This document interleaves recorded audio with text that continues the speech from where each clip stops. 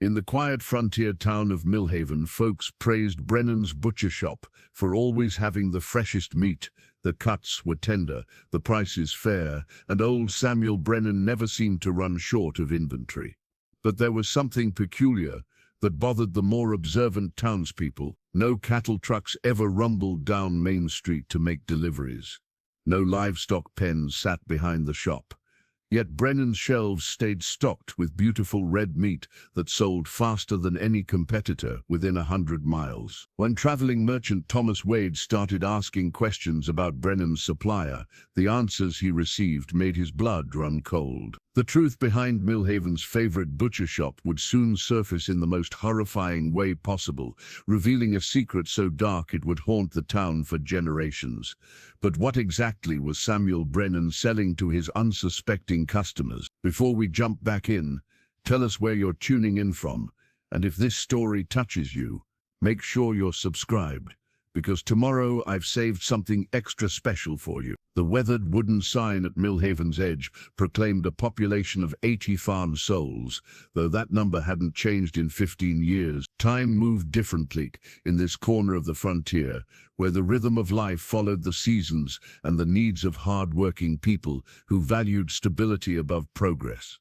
Main Street stretched barely 4 blocks, lined with the essential businesses that kept a community alive. Peterson's General Store anchored the north end, its wide porch serving as an unofficial town hall where men gathered to discuss weather, politics, and the price of grain. The bank, a modest brick building that inspired confidence through its very plainness, sat across from Murphy's Saloon, where whiskey was honest and conversations were kept to reasonable volumes. At the heart of it all stood Brennan's butcher shop, its hand-painted sign swaying gently in the prairie wind.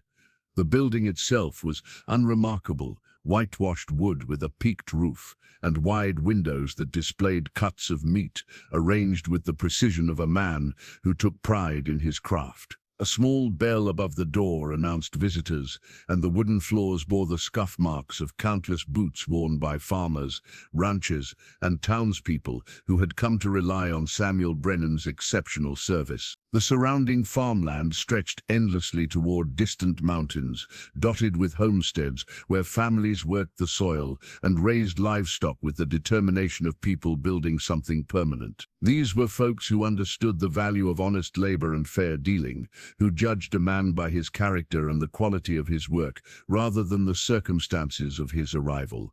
Millhaven had been founded by people seeking refuge from the complications of more populated places. They had come west not for gold or adventure, but for the simple promise of land they could work and communities they could trust. The town charter, posted in the general store, spoke of mutual aid and Christian fellowship, of neighbors helping neighbors through hard times and celebrating together in good ones.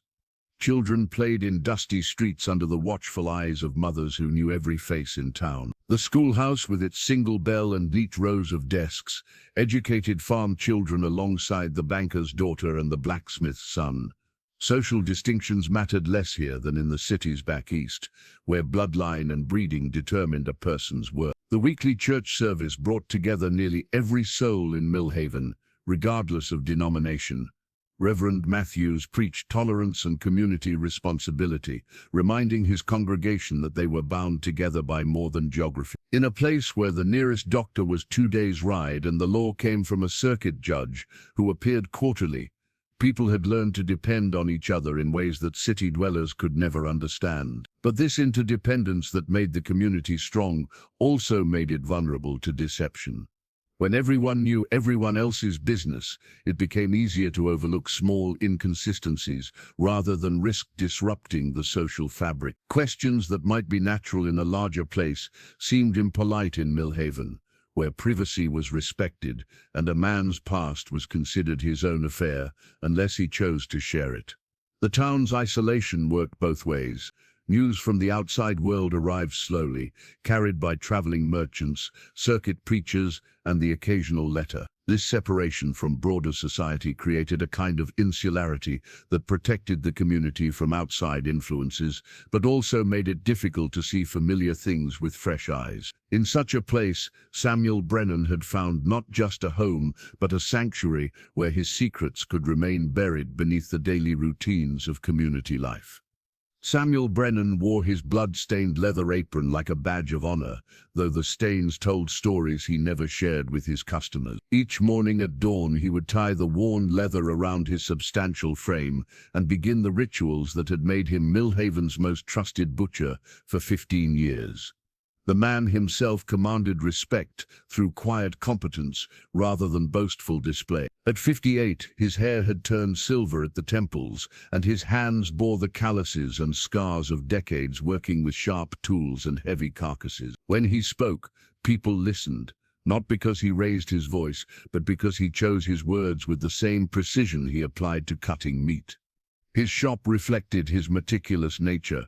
Every knife hung in its designated place, blades honed to razor sharpness. The cutting blocks, scarred by countless transactions, were scrubbed clean each evening until the wood gleamed pale in the lamplight. Glass display cases showcased his wares with the care of a jeweler, presenting precious stones, thick steaks marbled with fat, tender roasts tied with perfect precision, sausages twisted into neat links that spoke of old-world craftsmanship. Customers found comfort in Brennan's predictable excellence.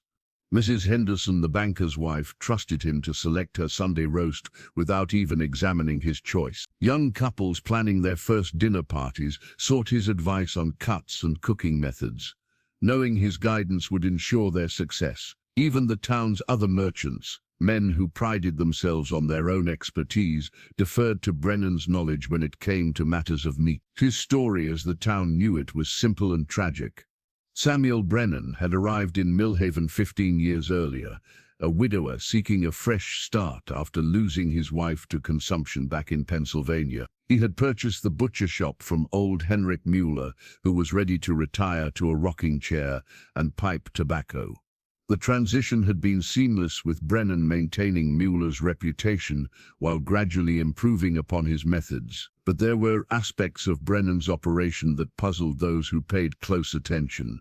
His shop never seemed to run low on inventory, even during the harsh winters when other businesses struggled to maintain supplies. He worked alone, claiming he preferred the solitude and control that came with handling every aspect of the business personally. When neighbors offered to help during busy periods, he politely declined, explaining that he had developed systems that worked best when undisturbed. His living quarters above the shop remained private territory.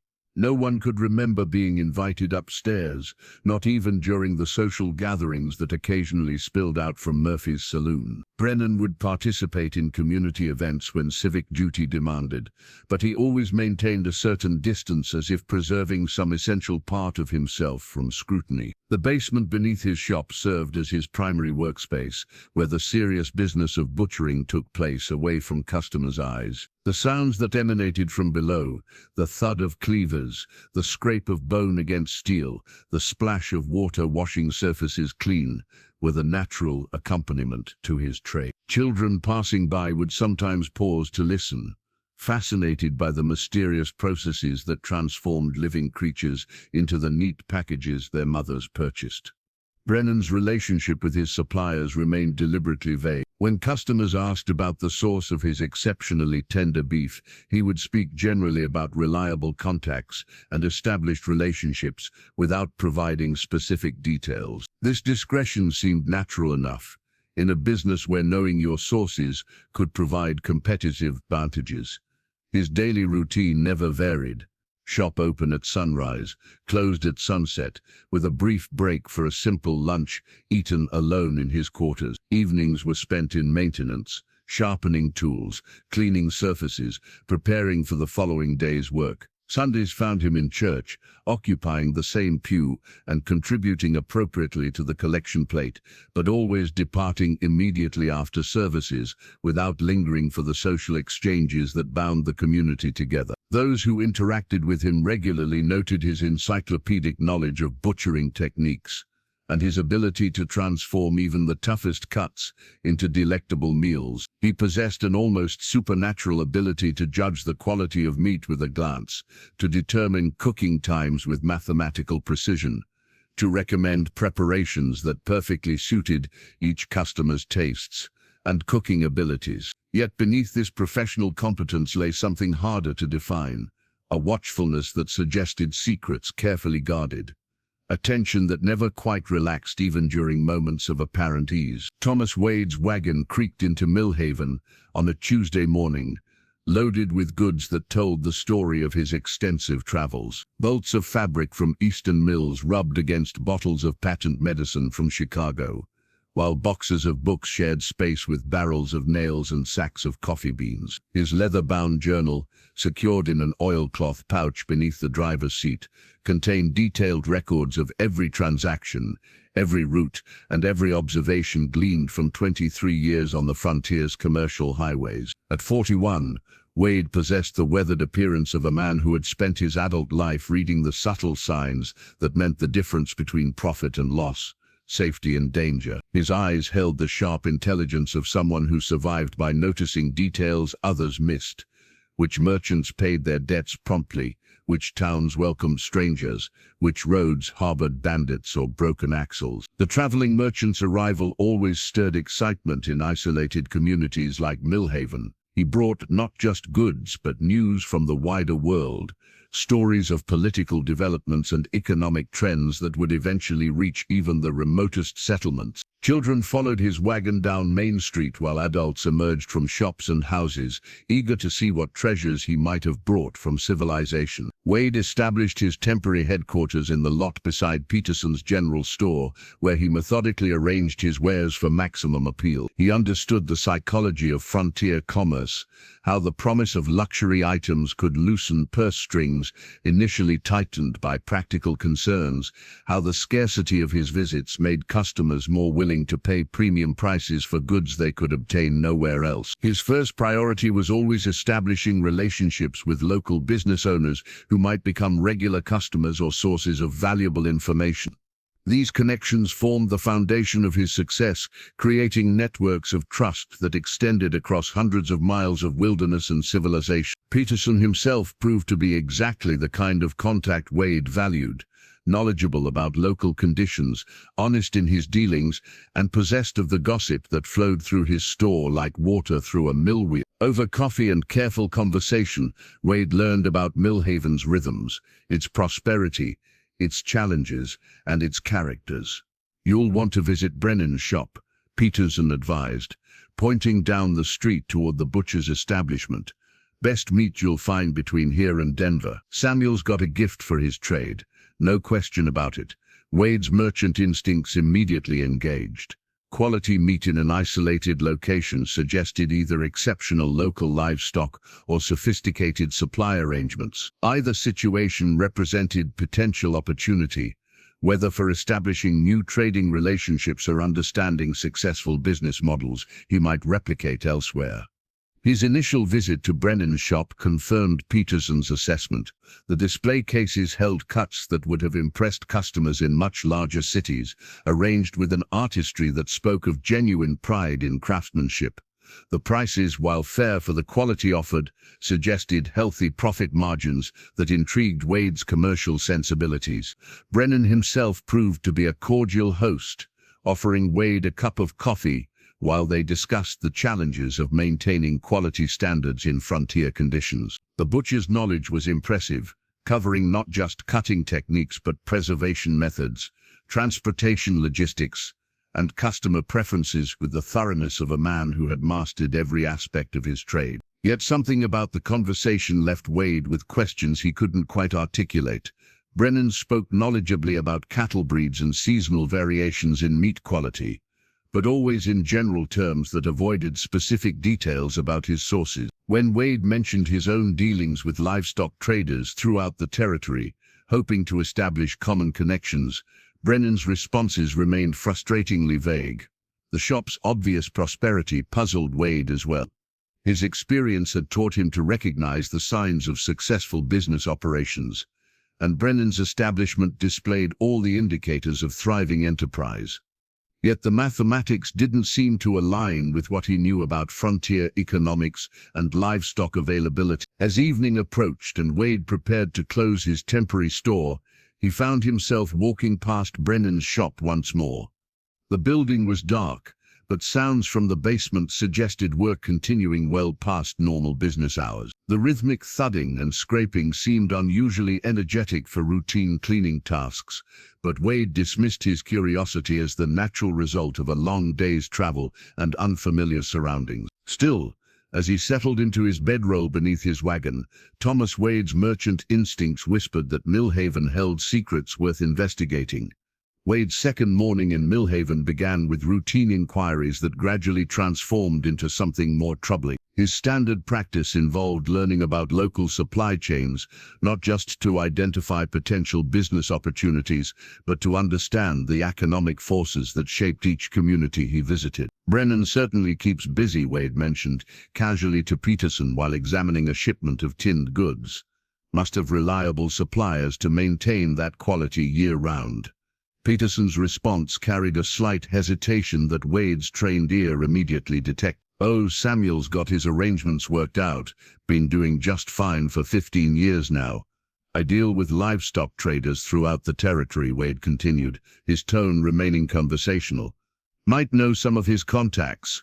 Always looking to expand my network. Can't say I've paid much attention to his business details," Peterson replied, suddenly absorbed in organizing already neat shelves. "Man's entitled to keep his methods private, I suppose." This deflection struck Wade as odd. In his experience, successful businesses in small communities were sources of local pride, with residents eager to share details about their neighbors' achievements. Peterson's reluctance to discuss Brennan's operations suggested either ignorance or deliberate avoidance. Wade's afternoon conversations yielded similar results. Murphy, the saloon keeper, changed the subject when asked about cattle deliveries. Mrs. Henderson, normally voluble about town gossip, became uncharacteristically vague when the topic turned to Brennan's suppliers. Even Reverend Matthews, who might reasonably be expected to know about his parishioners' business dealings, offered only generalized praise for Brennan's character, without addressing Wade's specific questions.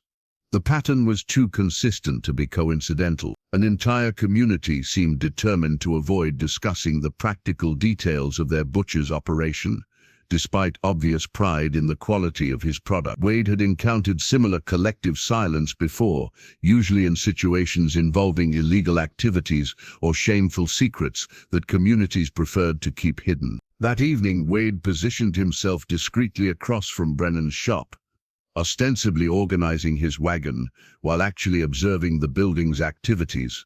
What he saw contradicted everything he thought he knew about frontier butcher shop. No delivery wagons had arrived during his 2 days in town, yet Brennan's display cases remained fully stocked with fresh meat. The butcher worked alone, with no assistants to help with the heavy labor typically required for processing large animals. Most puzzling of all, Wade had seen no evidence of the massive quantities of blood, bones and offal that cattle butchering invariably produced. His merchant's eye also noted details that others might overlook. Brennan's clothes, while appropriately stained with blood, showed patterns inconsistent with cattle processing. The cuts of meat in his display cases, while expertly prepared, exhibited characteristics that seemed unusual for beef. Different textures, unexpected marbling patterns, variations in color that suggested diverse sources. Wade's journal, normally filled with straightforward commercial observations, began to record questions instead of answers. Where were Brennan's suppliers? How did he maintain inventory without visible deliveries? Why did an entire community seem reluctant to discuss what should have been a source of local pride? The merchant's unease deepened when he discovered a torn receipt in the alley behind Brennan's shop.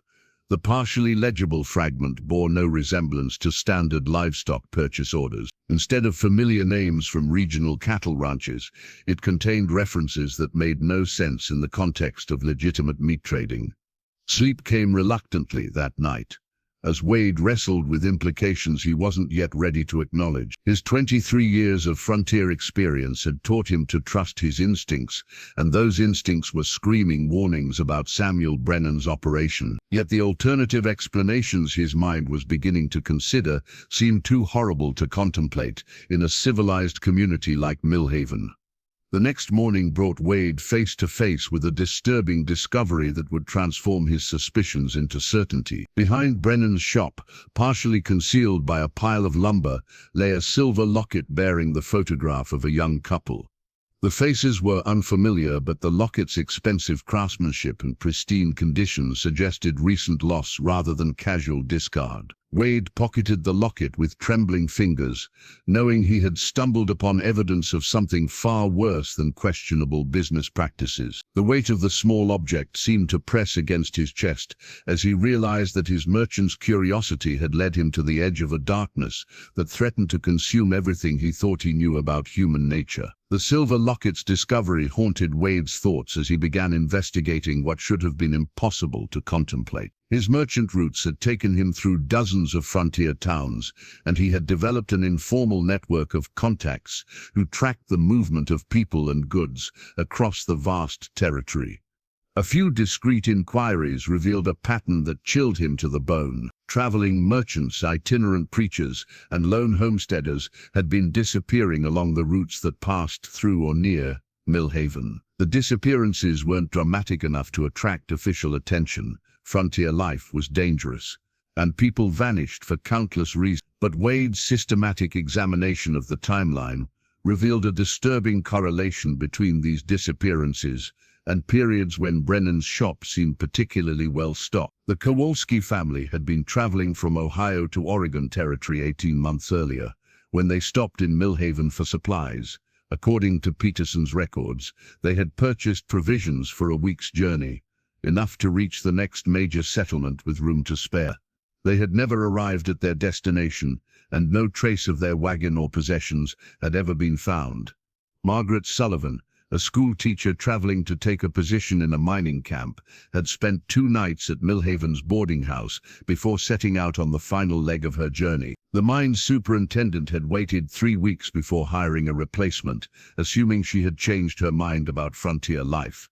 Her trunk, containing all her worldly possessions, had never been recovered. The Garrett brothers, experienced hunters and trappers, had passed through Millhaven during the previous winter, boasting about a successful season and the profits they expected to earn from their furs. Their bodies were never found, but their horses had wandered into a ranch 40 miles north, still carrying empty pack saddles that should have been loaded with valuable pelts. Each disappearance followed the same pattern. Travelers with no local connections, carrying possessions or money that would attract criminal attention, last seen in or near Millhaven before vanishing completely. The local sheriff, a man named Morrison who split his time between 3 counties, attributed the disappearances to the inherent dangers of frontier travel. Indians, bandits, wild animals, harsh weather, and simple accidents claimed lives regularly, and the vast wilderness could swallow evidence of tragedy without leaving traces. But Wade's merchant experience told him that random violence rarely followed such consistent patterns. True accidents and crimes of opportunity created scattered, unpredictable losses. What he was discovering suggested systematic predation by someone who understood exactly which victims to target and how to eliminate evidence of their crimes. The timing of the disappearances aligned too closely with Brennan's business cycles to be coincidental. The butcher's shop always seemed to experience its most abundant periods shortly after travelers vanished from the area. Wade's careful observation had revealed that Brennan worked longer hours during these times, with sounds of intensive activity emanating from his basement workshop well into the night. The physical evidence was mounting as well. Wade had begun collecting items he found in the vicinity of Brennan's shop, small personal effects that seemed out of place in a legitimate business district. A woman's hairpin, a man's pipe, a child's wooden toy, all discovered in areas where they had no logical reason to exist. Each item told a story of interrupted lives and stolen possessions. Most damning of all was Wade's discovery of what appeared to be a makeshift grave behind the abandoned stable at the town's edge. The disturbed earth and peculiar odor suggested recent burial, while fragments of cloth and metal suggested human remains rather than animal carcasses. The location was isolated enough to avoid casual discovery, but convenient enough for someone conducting regular business in town. Wade's journal now contained a meticulous record of evidence that painted a picture too horrible to fully accept. Samuel Brennan, the trusted butcher who had served Millhaven's families for 15 years, appeared to be systematically murdering travelers and selling their flesh to unsuspecting customers. The community's reluctance to discuss his suppliers wasn't ignorance or discretion. It was the collective unconscious knowledge of people who preferred comfortable lies to devastating truth. The weight of this realization pressed down on Wade like a physical burden. He was alone in a community that had either willingly or unwillingly participated in unspeakable crimes. His next decision would determine not just his own survival, but the fate of future travelers who might fall victim to Millhaven's terrible secret. Wade waited until the saloon's last patron stumbled home before beginning his nocturnal investigation. The moon provided enough light to navigate Millhaven's empty streets while casting shadows deep enough to conceal his movements. His heart hammered against his ribs as he approached Brennan's shop, knowing that discovery could mean joining the roster of missing travelers whose fates he was beginning to understand. The building stood dark and silent, but Wade's merchant instincts had taught him to recognize the subtle signs of recent activity. Warm air rising from the basement ventilation suggested ongoing work despite the late hour. The faint scraping sounds that emerged intermittently confirmed that Brennan was indeed conducting business long after normal closing time. Wade circled the building carefully, noting details that daylight visits had obscured. The basement windows, set just above ground level, were covered with thick canvas that prevented observation while allowing ventilation. The wooden cellar doors, accessible from the building's rear, showed recent use despite being supposedly sealed for security. A narrow gap between the canvas and window frame provided Wade with his first glimpse into Brennan's true workshop. What he saw made his stomach lurch and his knees weaken with revulsion and terror. The basement had been converted into a processing facility that bore no resemblance to any legitimate butcher shop. Massive wooden tables dominated the space, their surfaces scarred by countless cutting operations and stained with substances that gleamed wetly in the lamplight. Hooks suspended from ceiling beams held shapes that Wade's mind initially refused to identify, though their proportions and positioning suggested a horrifying truth. Brennan himself worked methodically at one of the tables, wielding a cleaver with the practiced efficiency of a man performing familiar tasks. His movements were deliberate and economical, demonstrating the kind of expertise that came only from extensive experience. The leather apron he wore bore stains that were clearly fresh, dark patches that seemed to absorb rather than reflect the flickering light. The tools arranged around the workspace included implements that no cattle butcher would ever need, saws designed for cutting through specific types of bone, knives shaped for particular cutting tasks, containers sized for collecting and preserving materials that legitimate meat processing wouldn't require. Everything spoke of a systematic operation refined through years of terrible practice. Wade's horrified fascination nearly cost him his life when Brennan suddenly straightened and turned toward the window. The merchant pressed himself flat against the building's wall, scarcely daring to breathe as footsteps approached the basement window. Through the gap in the canvas, he could see Brennan's face illuminated by lamplight, calm, focused, showing no trace of the madness Wade had expected to find in the features of such a monster. Minutes passed like hours before Brennan returned to his work, apparently satisfied that the night sounds were nothing more than wind or animals. Wade remained frozen against the wall, fighting the urge to flee immediately, while knowing he needed more evidence to convince anyone of what he had witnessed.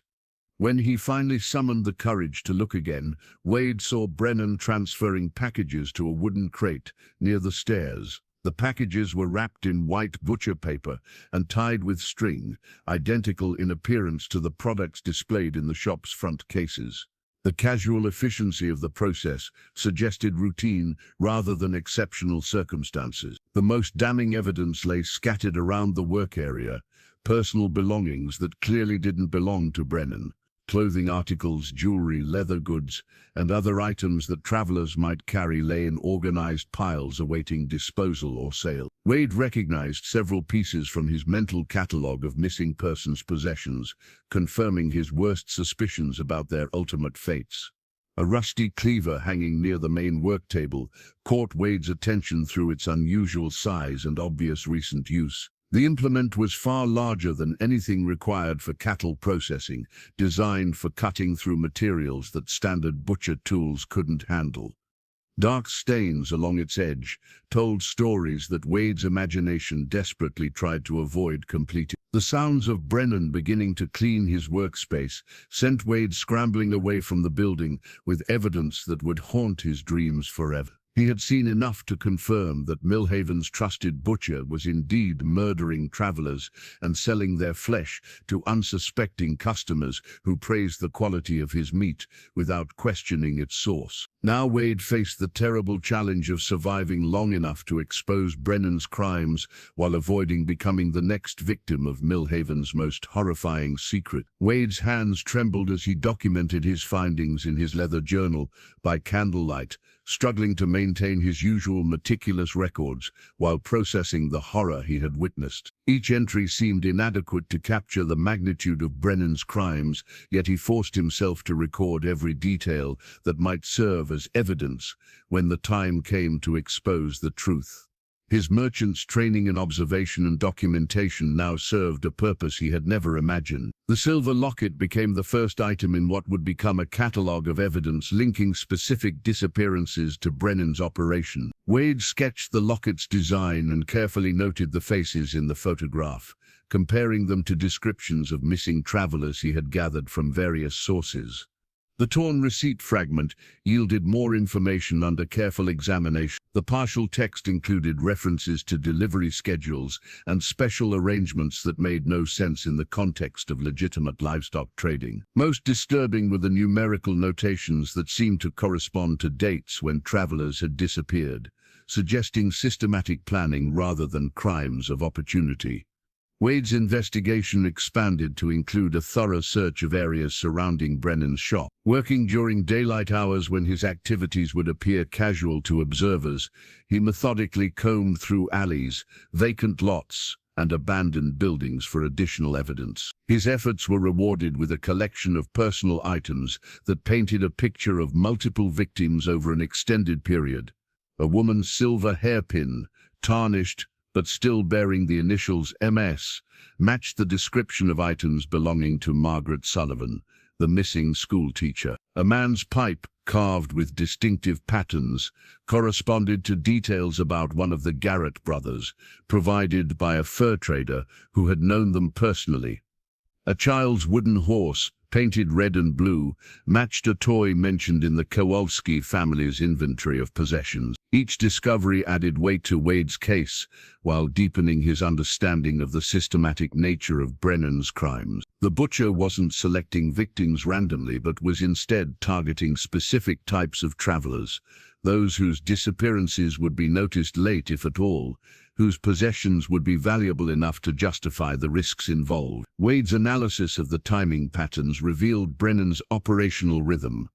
The butcher appeared to strike approximately every 3 to 4 months, allowing sufficient time for his human meat supplies to be sold and consumed before acquiring new victims. This spacing also prevented the accumulation of suspicious evidence while maintaining the shop's reputation for consistently fresh inventory. The psychological toll of his investigation began wearing on Wade as he realized the full scope of what Millhaven's residents had been unknowingly consuming. Families had gathered around dinner tables to enjoy meals prepared from human flesh, children had been fed meat from murdered travelers, and church suppers had featured dishes that represented the ultimate desecration of human dignity. Wade's collection of evidence grew to include detailed maps showing the locations where personal items had been found, sketches of the items themselves, and careful documentation of their connections to specific missing persons. His journal became a comprehensive record of crimes that spanned years and claimed dozens of victims.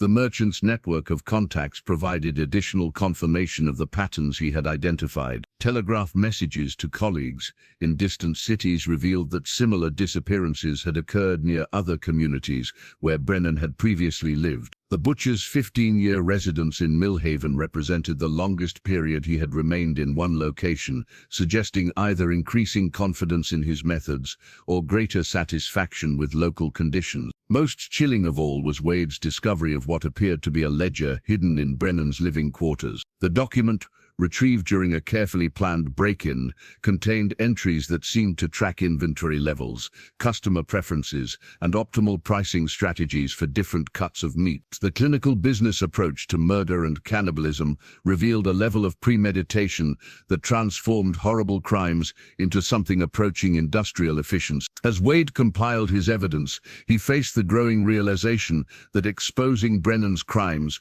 would destroy more than just one man's life. The entire community would be forced to confront the reality that they had participated in cannibalism. However unknowing, families would have to live with the knowledge that they had consumed human flesh, that their praise for Brennan's quality had encouraged continued murders. The weight of this knowledge pressed down on Wade as he prepared to take the next step in his investigation. He had gathered enough evidence to prove Brennan's guilt beyond any reasonable doubt, but presenting that evidence would require courage that few men possessed, and consequences that no community could easily survive. The church social on Sunday evening provided Wade with the perfect opportunity to gain access to Brennan's cellar while the entire town gathered in the community hall. As families shared covered dishes and children played games under the watchful eyes of their parents, Wade slipped away from the festivities with his heart pounding and his mouth dry with fear. Brennan's participation in the social event had been predictably brief, but sufficient to establish his absence from the shop. Wade had watched the butcher sample Mrs. Henderson's apple pie and exchange pleasantries with Reverend Matthews before making his customary early departure. The irony of Brennan's polite participation in community fellowship, given what Wade now knew about his true nature, made the merchant's stomach churn with revulsion. The cellar doors yielded to Wade's careful manipulation of the lock, a skill acquired during his merchant travels, when legitimate business sometimes required access to warehouses and storage facilities outside normal hours. The rusty hinges protested softly as he lifted the heavy wooden panels, revealing stone steps that descended into darkness that seemed to pulse with malevolent energy. Wade's lantern cast dancing shadows on walls that had witnessed horrors beyond imagination. The basement's true purpose became immediately apparent as the light revealed the full scope of Brennan's workshop. What Wade had glimpsed through the window was merely a fraction of an operation that had been refined and expanded over years of terrible practice. The main work area centered around several massive wooden tables, each bearing scars and stains that told stories Wade's mind desperately tried to avoid understanding. Channels cut into the table surfaces directed fluids toward collection buckets, while rope marks on the corners suggested methods for restraining victims during the butchering process. The clinical efficiency of the setup spoke of a man who had transformed murder into routine procedure. Hooks suspended from ceiling beams held shapes wrapped in canvas that Wade initially mistook for sides of beef. Closer examination revealed proportions and joint structures that belonged to no animal that walked on four legs. The careful positioning and organized arrangement suggested inventory management rather than hasty disposal, indicating that Brennan treated his victims as a renewable resource to be maximized rather than evidence to be hidden. Wade's lantern illuminated a corner of the cellar where personal belongings were sorted and stored with the same systematic approach Brennan applied to his butchering. Clothing was separated by size and quality, jewelry organized by type and value, and documents arranged in neat stacks that represented the interrupted lives of dozens of travelers. The methodical organization revealed a mind that had completely divorced the humanity of victims from the practical considerations of conducting his business. The discovery that nearly stopped Wade's heart lay partially concealed beneath a blood-stained tarpaulin near the main work table. A human femur, clearly marked with the precise cuts that only a skilled butcher could make, provided undeniable evidence of cannibalistic practices. The bones' condition suggested recent processing, while tool marks indicated the same careful attention to maximizing yield that Brennan applied to legitimate meat preparation. Adjacent storage areas revealed the full scope of Brennan's operation. Wooden crates contained packages wrapped in white butcher paper, each labeled with cryptic notations that Wade realized corresponded to different cuts and preparation methods. The systematic packaging and labeling demonstrated that Brennan had developed standardized procedures for processing human remains into products indistinguishable from conventional meat. A crude map tacked to one wall showed the roads leading into and out of Millhaven, with marks indicating optimal locations for intercepting travelers. Notations beside each mark suggested timing considerations and victim selection criteria, revealing that Brennan's crimes involved careful planning rather than random opportunity. The merchant realized he was looking at evidence of systematic predation that had claimed lives across a wider area than he had initially suspected. Wade's hands shook as he photographed the evidence with a small camera he carried for documenting commercial opportunity. Each image captured proof of crimes that would shock the civilized world, but the process of documentation forced him to confront details that his mind wanted desperately to reject. The clinical precision of Brennan's methods made the murders seem even more horrible than random violence could have achieved.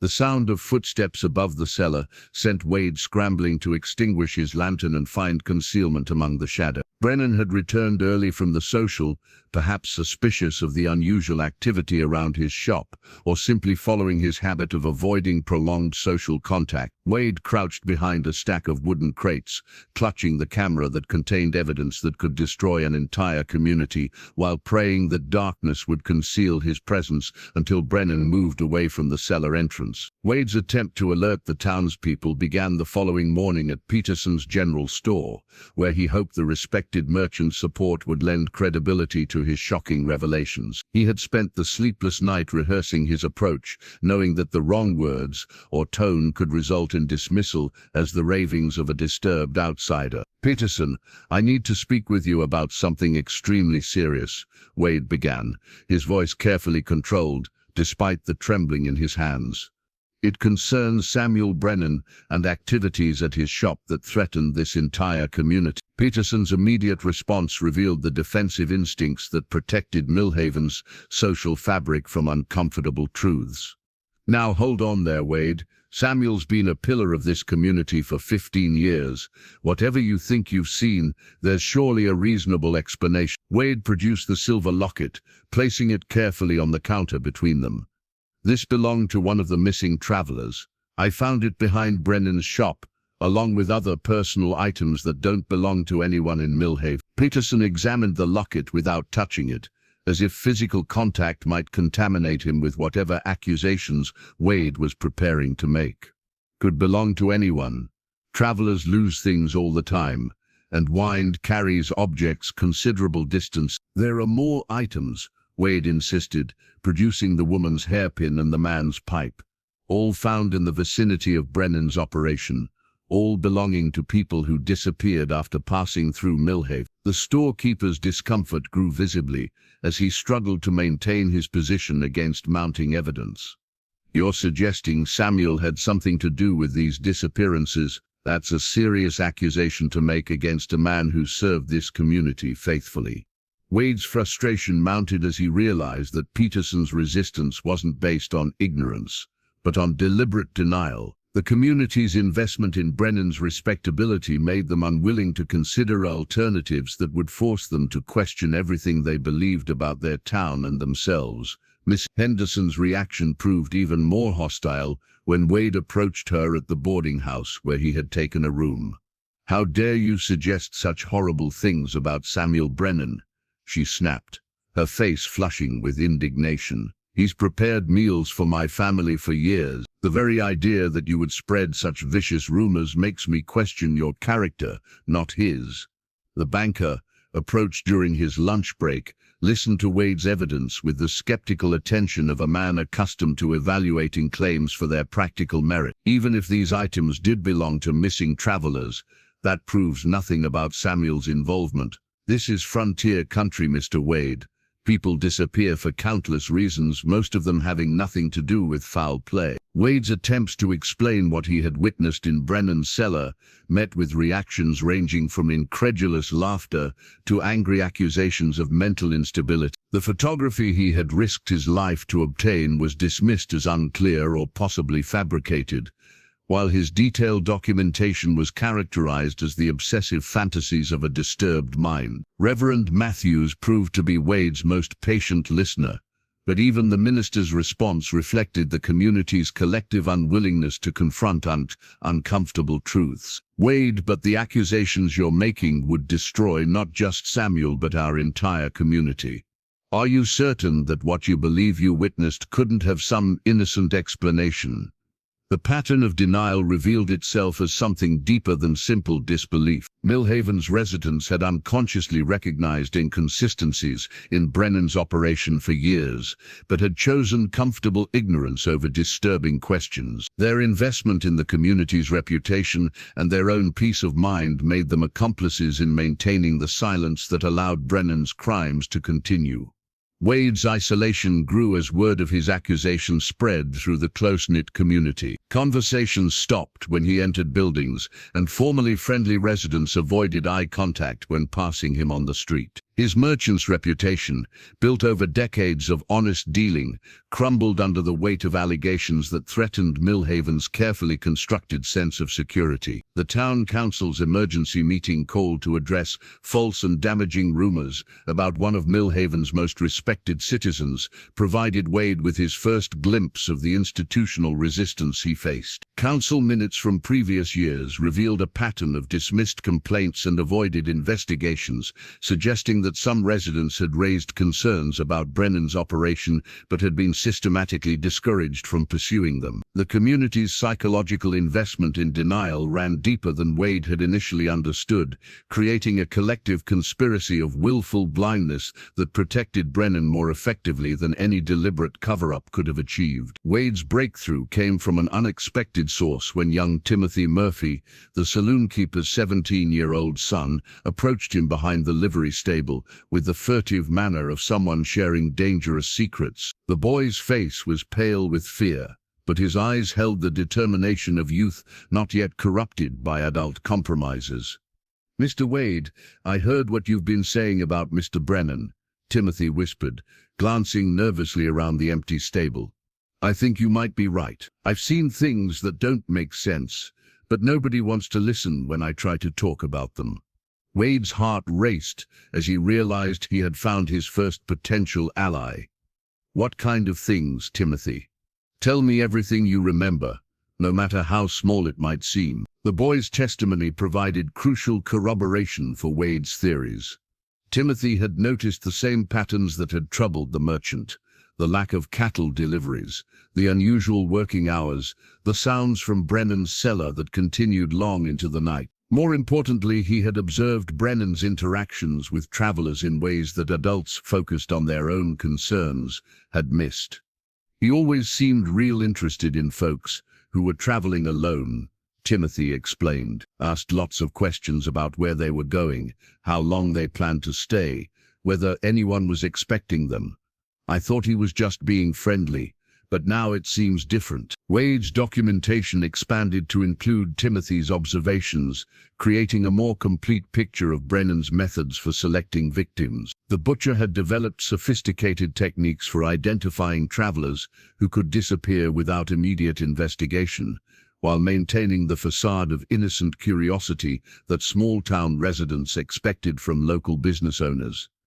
Whitman, Millhaven's elderly physician, became Wade's second convert after the merchant presented evidence that appealed to the doctor's scientific training. The medical man's examination of the bone fragment Wade had recovered revealed tool marks inconsistent with animal butchering, while the precision of the cuts suggested someone with intimate knowledge of anatomy.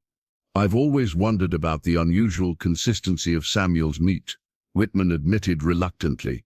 "The texture and grain patterns seemed different from typical beef, but I attributed it to superior breeding or feeding practices."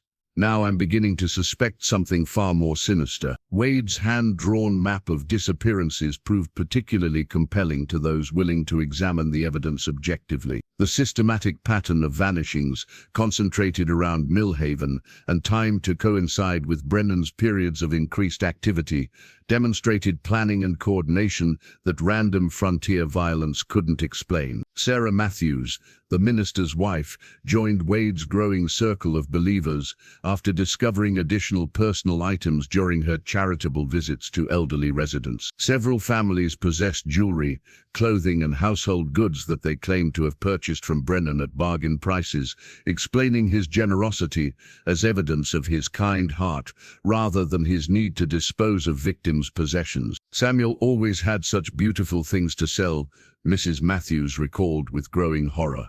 Jewelry that seemed too fine for a butcher's income, clothing that looked barely worn. I thought he was simply good at finding bargains, but now I realize we were buying the belongings of murdered people. The small group of believers began meeting secretly in the church basement, sharing information and developing strategies for exposing Brennan's crimes while protecting themselves from potential retaliation. Wade's merchant experience in organizing supply chains proved valuable in coordinating their investigation, while Dr. Whitman's medical knowledge helped them understand the technical aspects of Brennan's operation. Their research revealed connections between Brennan's previous locations and similar patterns of disappearances, suggesting that Millhaven represented only the latest stop in a career of systematic murder, spanning decades. Telegraph communications with law enforcement in distant territories confirmed that communities where Brennan had previously lived had experienced unexplained disappearances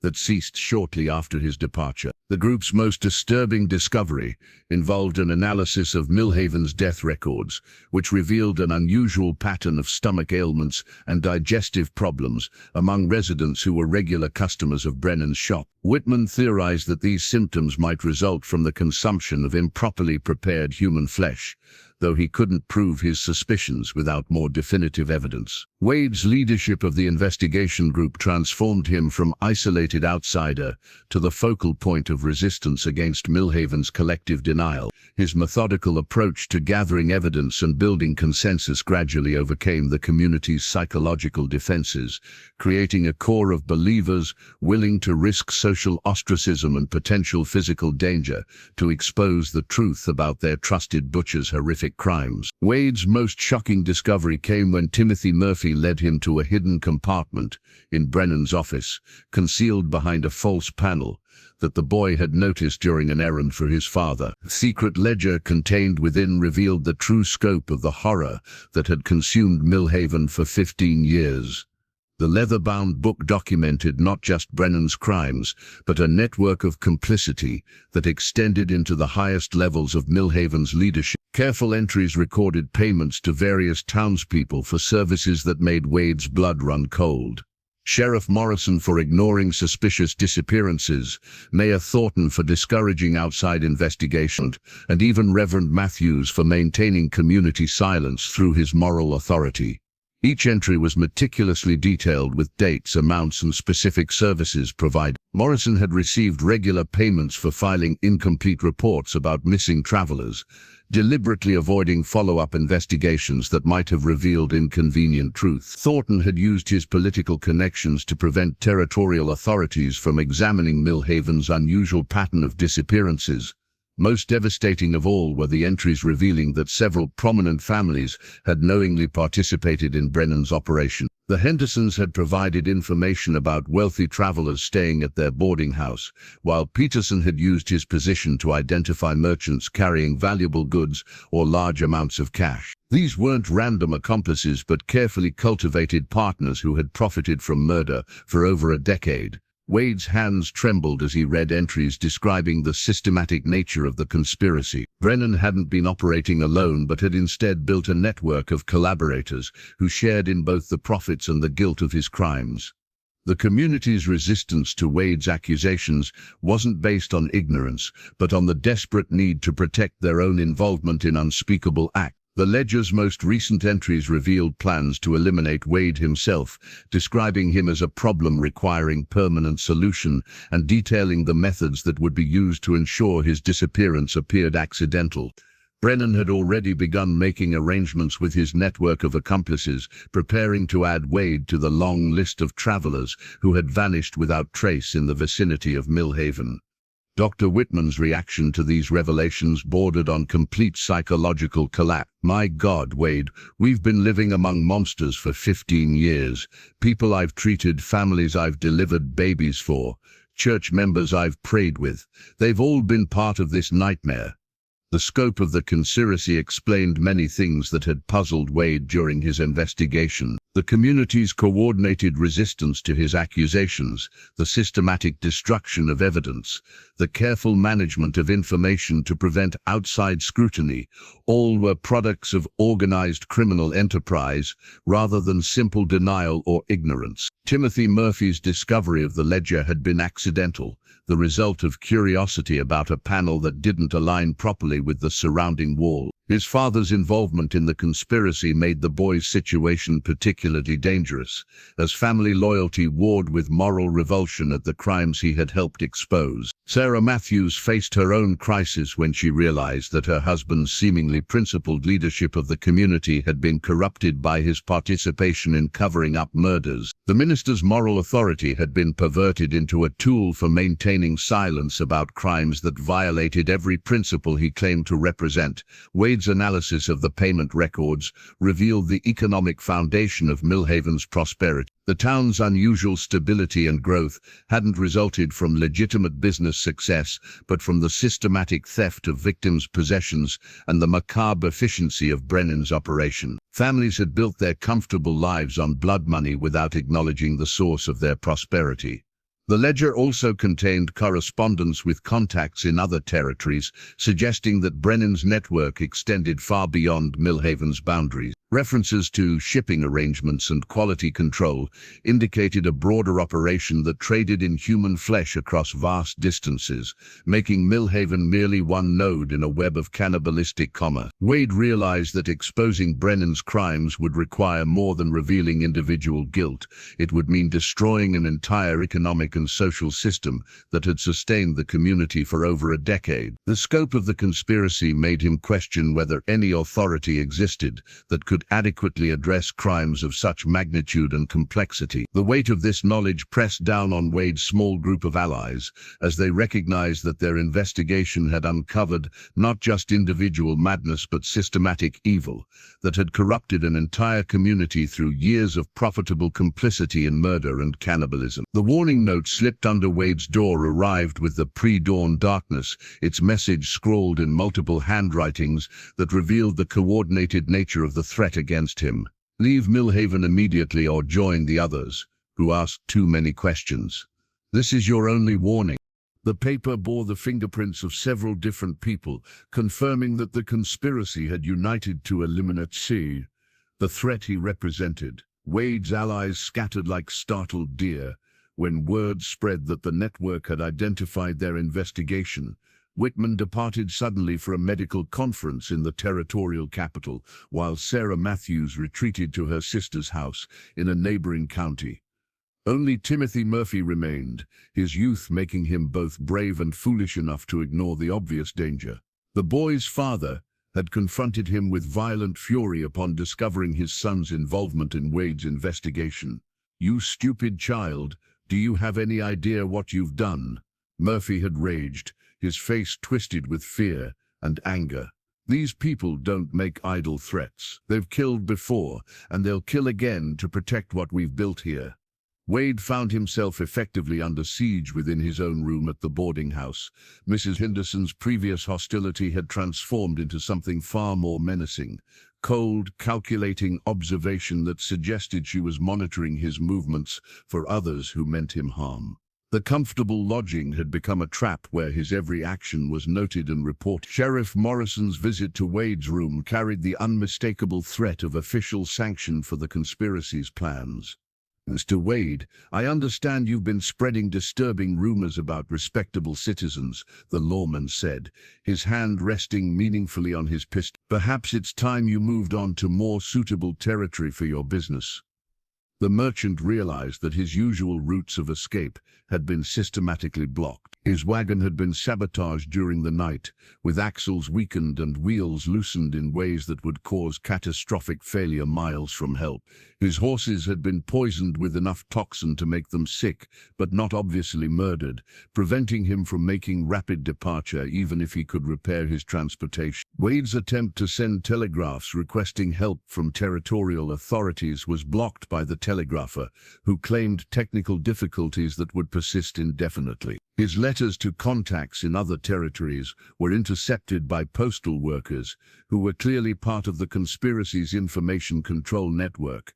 The psychological pressure mounted as Wade realized the full extent of his isolation. Nearly every person he encountered during his daily movements was potentially part of the network that had decided he must die. The friendly greetings and casual conversations that characterized small-town life had transformed into elaborate performances designed to lull him into complacency, while his killers prepared their attack. Timothy's warning about the planned ambush came just hours before the conspirators intended to act. "They're planning to take you tonight when you leave the boarding house for dinner," the boy whispered during a brief encounter behind the general store.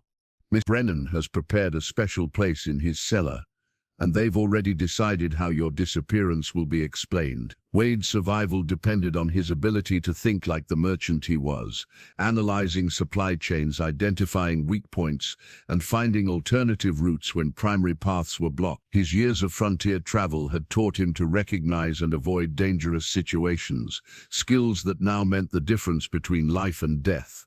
The conspiracy's confidence had made them careless in ways that Wade's trained eye could exploit. They assumed his merchant background made him soft and unprepared for violence, underestimating the survival instincts that frontier commerce required. They had focused on controlling obvious escape routes while overlooking the less conventional alternatives that an experienced traveler might recognize.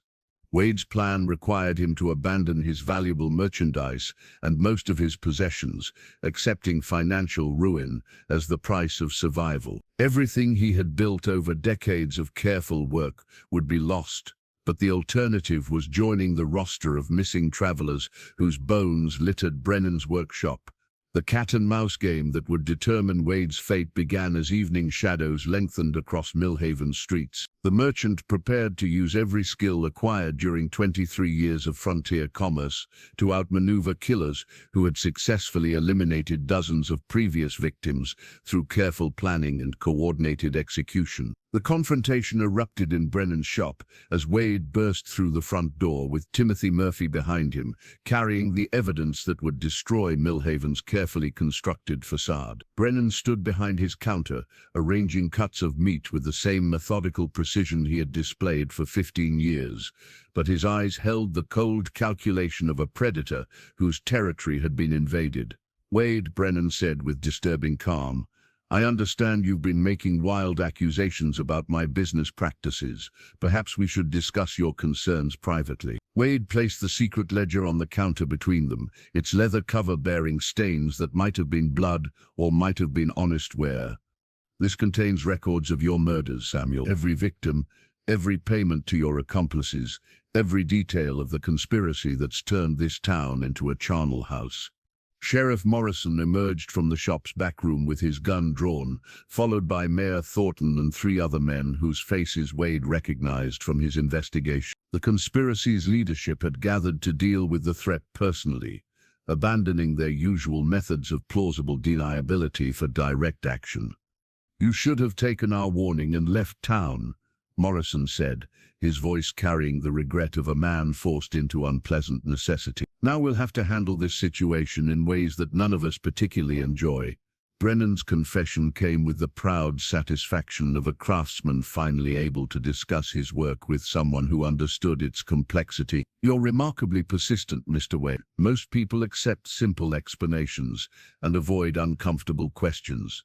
Your merchant's eye for detail made you dangerous from the moment you arrived." The butcher began describing his methods with clinical precision, detailing how he had developed techniques for identifying suitable victims and processing their remains into products indistinguishable from conventional meat. His pride in his innovations was genuine and deeply disturbing, revealing a mind that had completely separated technical achievement from moral consideration.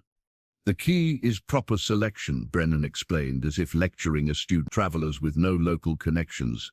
Adequate resources to justify the risk, and schedules that allow time for processing before their absence attracts attention. The actual killing is merely the beginning of a complex operation requiring considerable skill and planning. Wade's horror deepened as Brennan revealed the scope of his operation. The butcher had been selling human flesh not just to Millhaven's residents, but to customers throughout the territory, shipping preserved meat to restaurants and hotels that prided themselves on serving premium products to discerning clientele. Timothy's desperate attempt to escape and summon help was blocked by Mayor Thornton, who grabbed the boy with surprising strength for a man of his apparent frailty. "I'm afraid young Timothy has seen and heard too much to leave this shop alive," Thornton said with matter-of-fact resignation. The violence that followed was swift and decisive. Wade had prepared for this moment by concealing weapons taken from his merchant supplies, a heavy wrench, a sharp awl, and a container of lamp oil that could blind opponents and create confusion. His years of frontier travel had taught him that survival sometimes required immediate and overwhelming response to lethal threats. Brennan's assault with his favorite cleaver was deflected by Wade's desperate parry with the wrench, the impact sending both men staggering across the shop's confined space. The butcher's superior strength and familiarity with edged weapons gave him significant advantages, but Wade's determination to survive and protect Timothy provided motivation that overcame physical disadvantages. Sheriff Morrison's attempt to shoot Wade was foiled when Timothy threw himself at the lawman's legs, sending the shot wild and giving Wade the opportunity to strike Morrison with the awl. The wound wasn't fatal, but it disabled the sheriff's gun arm, and evened the odds in a fight that had seemed hopeless moments earlier. The shop's destruction during the battle scattered evidence across Main Street, where gathering townspeople could see the human bones and personal belongings that revealed the truth about their trusted butcher. Miss Henderson's screams upon recognizing jewelry and missing travelers cut through the evening air like a blade, shattering the community's last vestiges of denial. Brennan's final words, delivered as he lay dying from wounds that his own tools had inflicted, carried the bitter satisfaction of a man whose work would outlive him. "You think you've won, Wade, but you've only discovered part of the truth. This operation extends far beyond Millhaven, and eliminating me won't end what we've built here." The territorial marshal, arrived 3 days after Wade's desperate telegraph finally reached authorities outside Millhaven's sphere of influence. Marshal James Harrison brought with him a team of investigators whose grim expressions suggested they had encountered similar horrors during their careers, though perhaps never on such an organized scale. Harrison's methodical examination of Brennan's shop and cellar revealed evidence that exceeded even Wade's darkest suspicions about the scope of the operation.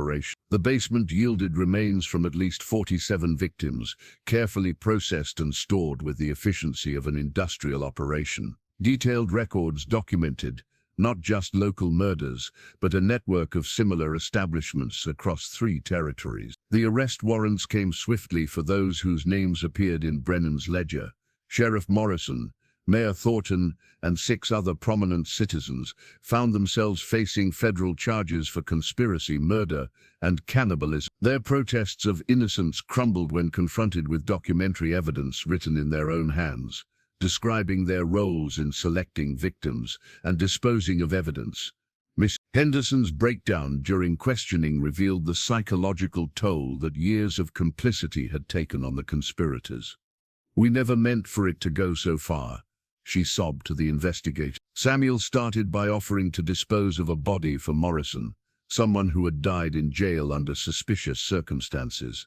It seemed like a favor between neighbors, nothing more. The investigation revealed how the conspiracy had grown from a single act of convenience into a systematic criminal enterprise. Brennan's proposal to sell the processed remains rather than simply dispose of them had transformed mercy into murder, with each successful transaction making the next killing easier to justify and execute. Dr. Brennan, who had returned to Millhaven upon hearing news of the arrests, provided crucial medical testimony about the effects of unknowing cannibalism on the community's health. His analysis of local medical records revealed patterns of illness that correlated directly with consumption of human flesh, confirming that the conspiracy's reach had extended into nearly every household in town. Timothy Murphy's testimony proved essential in understanding the conspiracy's methods for identifying and targeting victims. The boy's observations of his father's conversations with Brennan revealed how information about travelers flowed through the community's social networks, allowing the conspirators to select victims who would disappear without immediate investigation. The territorial government's response included the immediate replacement of all local officials with appointed administrators who could oversee the community's recovery. Millhaven's municipal charter was suspended pending completion of the investigation, effectively placing the town under federal supervision until new leadership could be established. Federal prosecutors faced the unprecedented challenge of trying an entire community for cannibalism and conspiracy to commit murder. The legal precedents were sparse, requiring innovative approaches to justice that could address both individual guilt and collective responsibility for crimes that had corrupted an entire social structure. Wade's role as key witness thrust him into a spotlight he neither wanted nor enjoyed. Newspaper reporters from across the territory descended on Millhaven, seeking interviews with the merchant, whose investigation had exposed what editors were calling the most horrific criminal conspiracy in frontier history. The community's children required special attention from territorial social services, as many had unknowingly consumed human flesh served at family meals and community gatherings. The psychological counseling available on the frontier was limited, leaving most to cope with trauma that would haunt them for decades.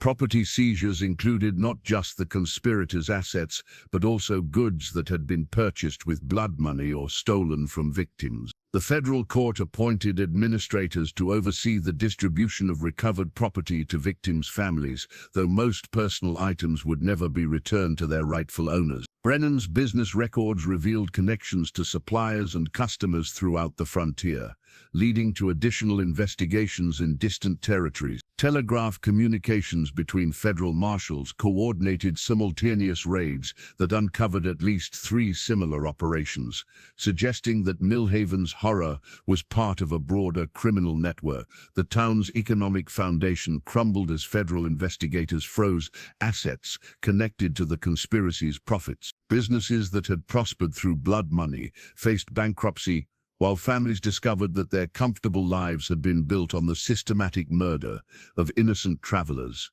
Wade's merchant instincts recognized that Millhaven's recovery would require decades rather than years. The community's reputation had been destroyed beyond repair, and the knowledge of what residents had unknowingly participated in would poison social relationships for generations. Some families were already making plans to abandon the town entirely, seeking fresh starts in locations where their names weren't associated with cannibalism and conspiracy. The trials that followed stretched across 18 months as federal prosecutors methodically dismantled the conspiracy that had consumed Millhaven for 15 years. The territorial courthouse in Denver became the stage for proceedings that captured national attention, with reporters documenting every horrific detail of what newspapers termed the frontier's greatest moral catastrophe. Sheriff Morrison's trial revealed the systematic corruption that had enabled Brennan's operation to flourish unchallenged. Evidence presented by federal prosecutors showed how the lawman had deliberately filed incomplete reports about missing travelers, avoided follow-up investigations, and actively discouraged outside authorities from examining Millhaven's unusual pattern of disappearances. Morrison's defense attorney argued that his client had been coerced into cooperation through threats against his family, but the prosecution's presentation of the ledger entries destroyed this narrative. The payments Morrison had received were substantial and regular, suggesting enthusiastic participation rather than reluctant compliance with criminal demands. Mayor Thornton's testimony, offered in exchange for a reduced sentence, provided prosecutors with crucial details about the conspiracy's political protection. The mayor described how he had used his connections with territorial officials to prevent investigations, manipulated census records to hide population discrepancies, and coordinated collaborated with other officials to maintain Millhaven's facade of respectability. The most devastating testimony came from Mrs. Henderson, whose breakdown during questioning revealed the psychological mechanisms that had allowed respectable citizens to participate in systematic murder. Her description of how the conspiracy had gradually normalized cannibalism through incremental steps provided insight into the corruption of entire communities. "We told ourselves we were protecting Millhaven's reputation," she sobbed during cross-examination. "Samuel convinced us that exposing his activities would destroy innocent families, that the travelers were already dead, and nothing we did could bring them back." Each compromise made the next one easier to accept. Whitman's medical testimony documented the physical effects of unknowing cannibalism on Millhaven's residents. His analysis revealed patterns of neurological disorders, digestive problems, and psychological disturbances that correlated with long-term consumption of human flesh. Several families faced lifelong health consequences from their unwitting participation in Brennan's crimes. The legal proceedings established precedents for prosecuting conspiracy cases involving entire communities. Federal judges struggled with questions of collective guilt and individual responsibility, ultimately deciding that knowing participation in the conspiracy warranted severe punishment, while unwitting victims deserved compensation and medical care. Wade's testimony provided the chronological framework that prosecutors used to establish the conspiracy's evolution from opportunistic crime to systematic enterprise. His merchant's attention to detail and methodical documentation created an evidentiary foundation that defense attorneys could not successfully challenge. Timothy Murphy's courage in testifying against his own father demonstrated the moral clarity that had been lacking in adult members of the community. The boy's willingness to sacrifice family loyalty for justice provided a powerful counterpoint to the conspiracy's narrative of community solidarity and mutual protection.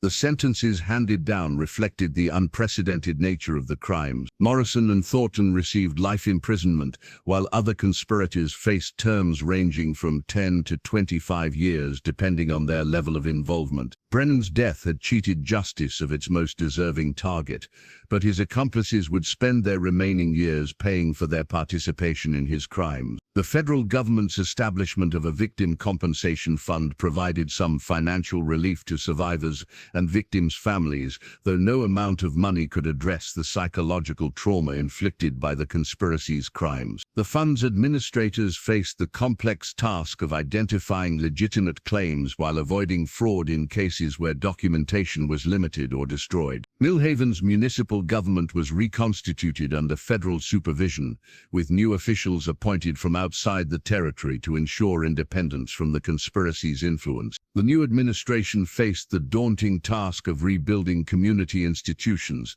that had been corrupted by 15 years of systematic criminality.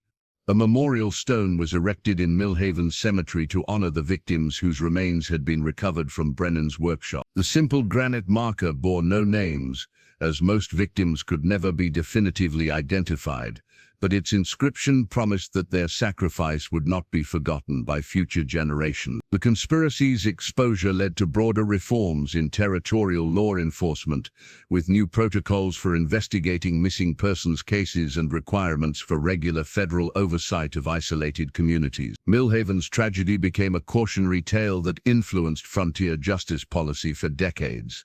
23 years later, Thomas Wade returned to Millhaven as an old man, drawn by the peculiar compulsion that brings survivors back to scenes of their greatest trial. The town he found bore little resemblance to the community that had nearly claimed his life in Most of the original buildings had been torn down or abandoned, replaced by structures that carried no memory of the horrors they had witnessed. The yellowed newspaper clipping in Wade's coat pocket had brought him back.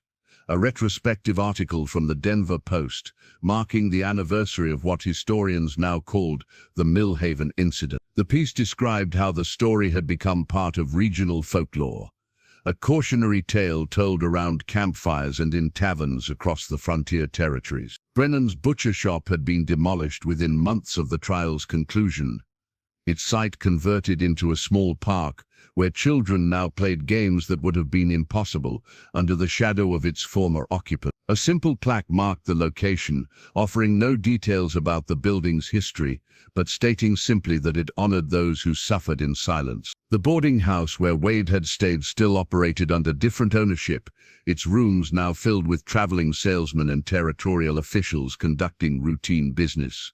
Miss Henderson's dining room, where conspiracy members had once shared meals prepared with human flesh, served honest food to guests who knew nothing of the table's history.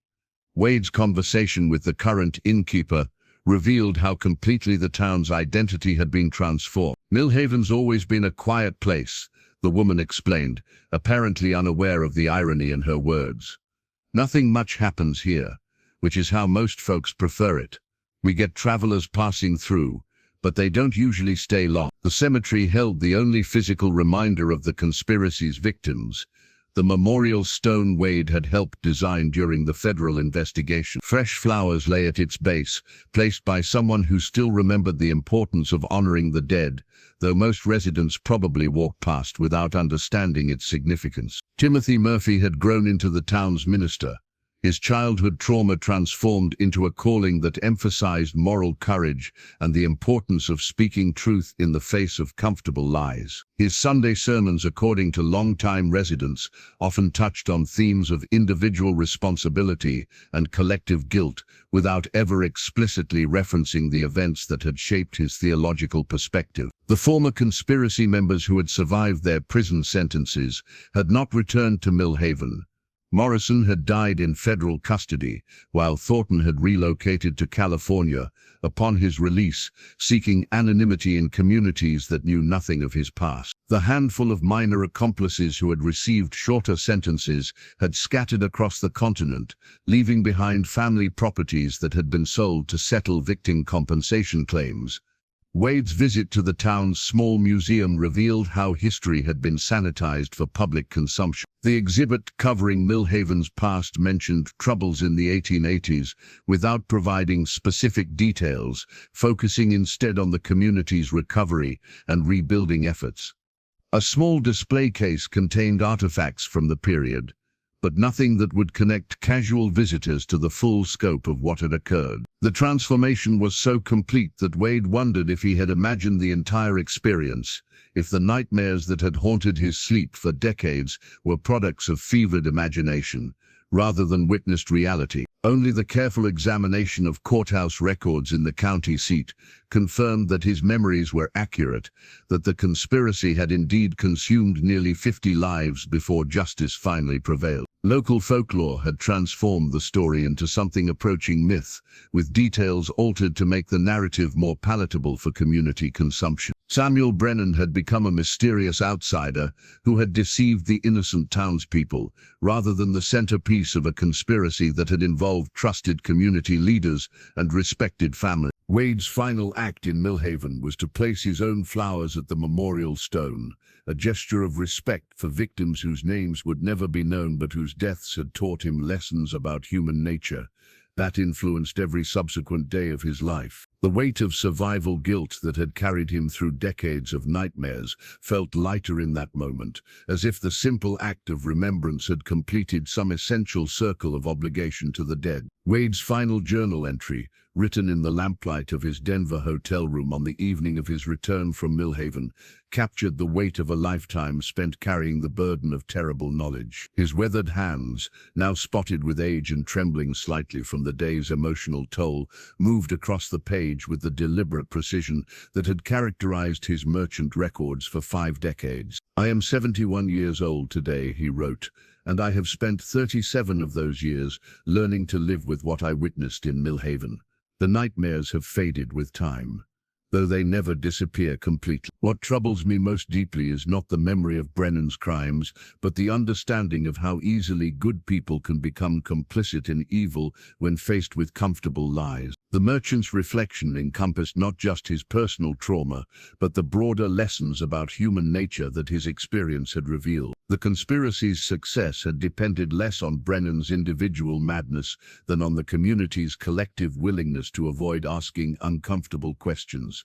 when the answers might disrupt their carefully constructed lives. The people of Millhaven were not monsters, Wade continued, his handwriting growing more careful as he struggled to articulate insights that had taken decades to understand.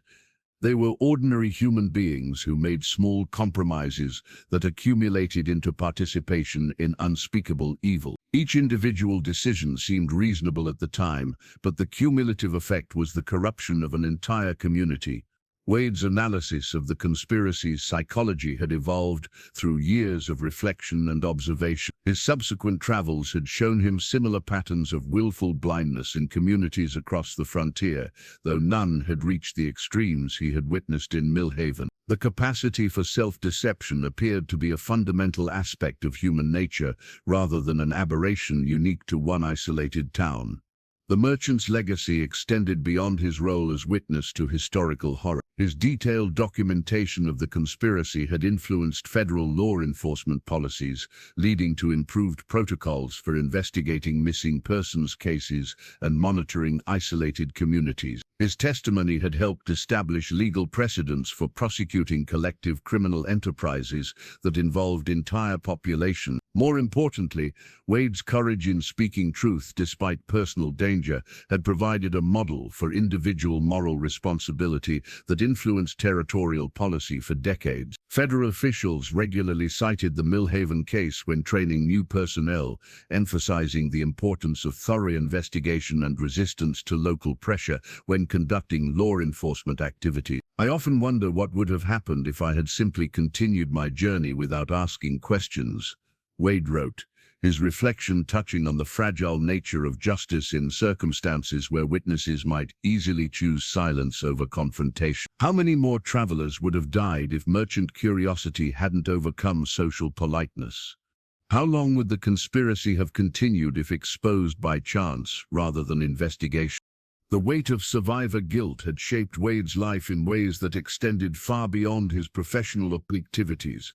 He had never married, claiming that his experiences in Millhaven had left him unable to trust in the antenatal goodness of human nature that marriage required. His wealth, accumulated through decades of successful trading, had been largely donated to organizations that aided crime victims and supported law enforcement training. Wade's final thoughts turned to the future, expressing concern about humanity's capacity for similar crimes in an increasingly complex world. Civilization's progress makes such conspiracies more difficult to organize, but potentially more devastating in their scope, he observed. Future generations must remain vigilant against the comfortable lies that allow evil to flourish in the shadows of respectability. The journal's last paragraph carried the urgent tone of a man delivering final testimony to posterity. I write these words as a warning to those who will face similar choices in years to come. When confronted with evidence of wrongdoing, particularly by those in positions of trust and authority, remember that silence in the face of evil is itself a form of participation.